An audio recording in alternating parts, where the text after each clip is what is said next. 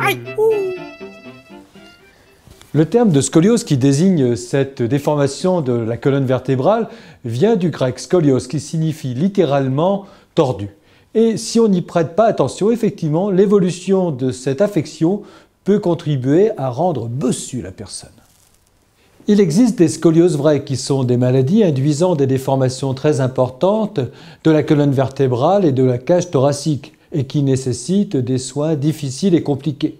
Mais la plupart du temps, il s'agit simplement d'attitudes scoliotiques qui, hélas, prépareront de nombreux épisodes douloureux au niveau du dos et globalement une attitude assez peu élégante. Face à une attitude scoliotique, il ne faut pas simplement gronder le gamin sur le thème « tiens-toi droit », mais essayer d'en trouver une origine.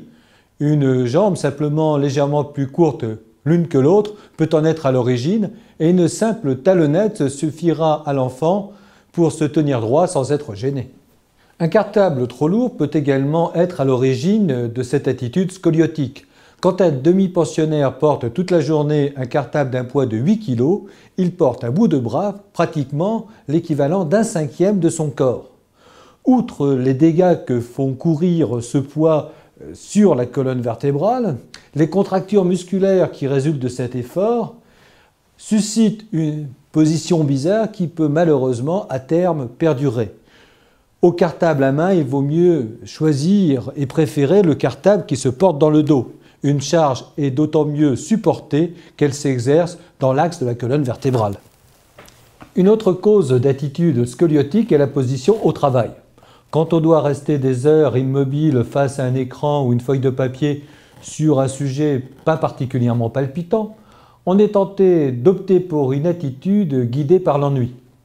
La plus mauvaise position consiste à s'asseoir avec une jambe repliée sous soi.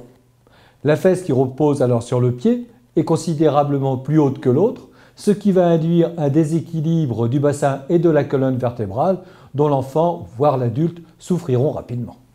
Alors, à défaut de pouvoir jeter le cartable aux orties ou de faire l'école buissonnière, il faut tenter de convaincre l'adolescent de se tenir bien droit, de faire de la natation pour se muscler le dos, de faire de la gymnastique pour garder une bonne mobilité de sa colonne vertébrale.